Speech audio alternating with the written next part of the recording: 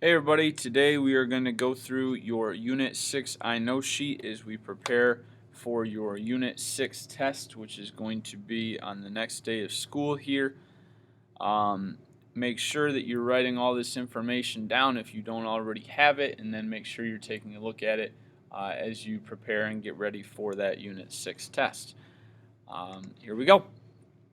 As always, if you have questions, even after we go through this, make sure you let me know. Happy to go through some things in more depth or answer any questions that you might have. So the people section of Unit 6. Lewis and Clark are going to be explorers.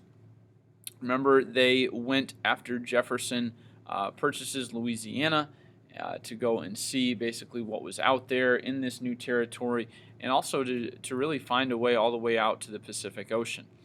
Lewis, of course, was the scientist. Clark, the map maker. Again, those were their last names. Their first names are Meriwether Lewis and William Clark. They made it all the way back on their journey, and again, they started their journey from St. Louis. They had four main objectives, which you may or may not remember. One was to find a waterway to the Pacific. Now, they didn't find a complete waterway out there, but they did at least find a way out to the Pacific. Another was to record a map of the area.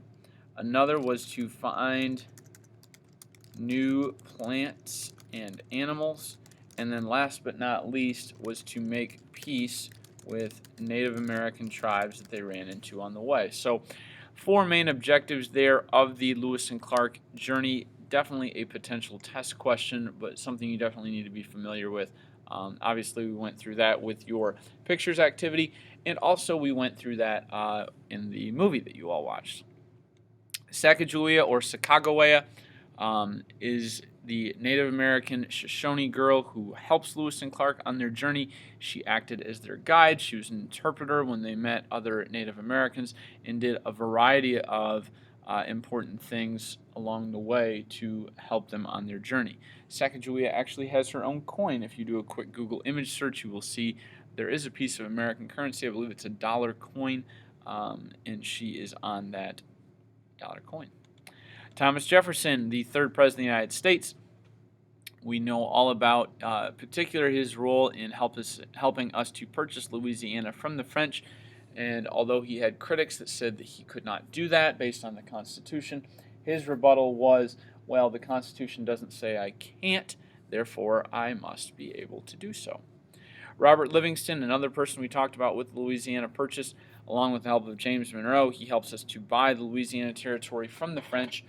Napoleon Bonaparte is the French military leader who sells us Louisiana Territory. Again, he wanted to finance a war with Great Britain, and so he uses these funds after he sells us Louisiana to fund some of these wars. James Madison, the fourth president of the United States, he is also the president during the War of 1812. Of course, we talked about him as the father of the Constitution because of his role in writing that, but really for this particular unit, he is the president who does push us into the War of 1812 and helps lead us through that war as well. Andrew Jackson, someone we'll talk a lot about second semester, but for Unit 6, you need to know he's the victorious general during the War of 1812, specifically at that final battle in New Orleans. Of course, we listened to that Battle of New Orleans song that you all got to hear. Nicknamed Old Hickory because he was said to be as tough as hickory wood. Very beloved by a lot of his soldiers. I won't say all of them, but quite a few of them. And again, he gets a lot of national exposure. He gets a lot of positive attention nationally because he won the Battle of New Orleans with half the amount of troops as the British. And so Jackson becomes known as this great commander and really goes down in American history, and it will eventually inspire his political career, which we'll talk about again second semester. Francis Scott Key is going to write a poem called The StarSpangled Banner during the War of 1812. Of course, we talked about how Key was an American lawyer. He was aboard a British ship in Baltimore Harbor during the British attempt to get that city. Francis Scott Key, was trying to convince the British to release some of their prisoners. The British refused to let him leave, and he then instead decides to start writing a poem talking about what he is witnessing while on board this ship. And of course, he watches the American flag. And even through the night, through the bombs bursting in air, through the rockets' red glare, they still gave proof through the night that the American flag was still there. So again, Francis Scott Key, a big contribution to our life as Americans even nowadays, just because of the national anthem. Dolly Madison is going to be the first lady for James Madison. Again, when the War of 1812 happens, you see the British attacking and burning part of the White House, burning part of the United States Capitol building where our Congress meets in D.C. as well. And for Dolly Madison, this was a big deal because she's able to save some important documents, including a portrait of George Washington. Tecumseh, you watched a YouTube video on him. He was a Native American leader of the Shawnee tribe who did things a little bit differently. A lot of Native Americans didn't resist white settlers. A lot of Native Americans wanted to allow them out there, or at least were more peaceful in nature, but not Tecumseh. He decided to battle against white settlements, and he was killed at the Battle of the Thames. A lot of historians say that if Tecumseh would have been victorious, and that if he would have been allowed to, if he would have survived and been able to keep up, the fight against the Americans, that some things may have turned out differently. But for the United States, anyway, as a government, it was definitely a major victory when Tecumseh was killed, just because it basically thwarted out a lot of the efforts made by Native Americans. Some of the bigger themes during this unit, it's probably the three biggest: Louisiana Purchase, Lewis and Clark's expedition, the War of 1812. Just some information you should know about each of those things.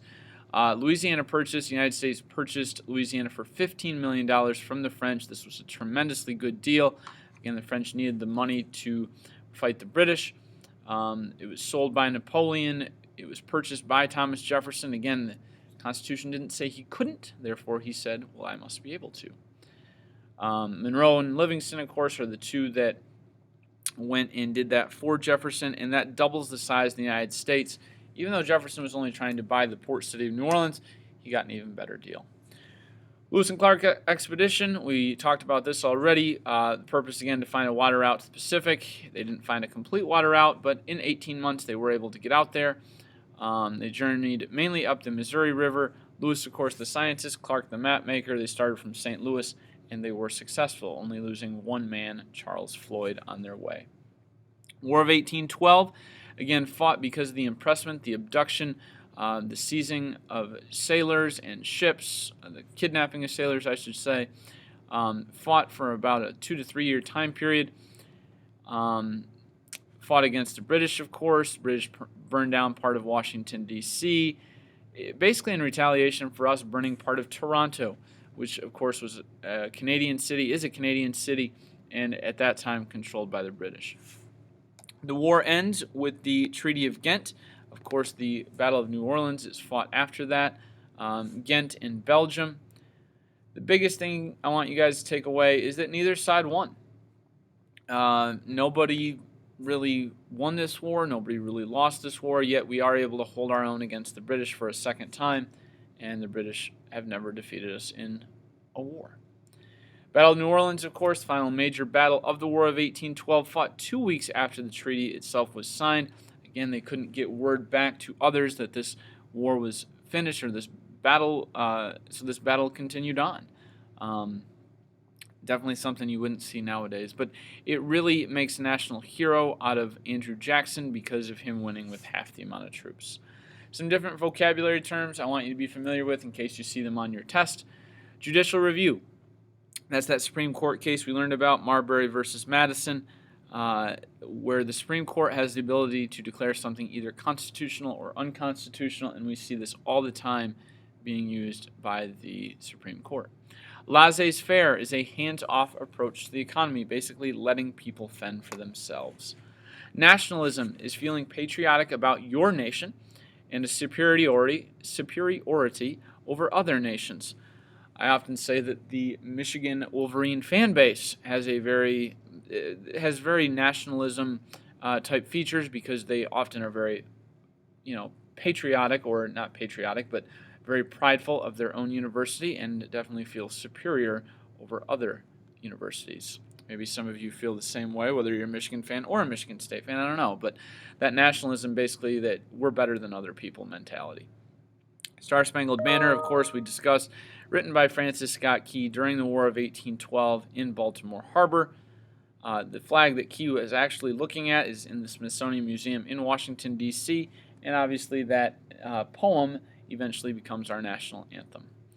Warhawk, we talked about during the War of 1812. That was a Southern congressman who wanted to go to war with the British to show them that they should not be stealing our ships or kidnapping our men.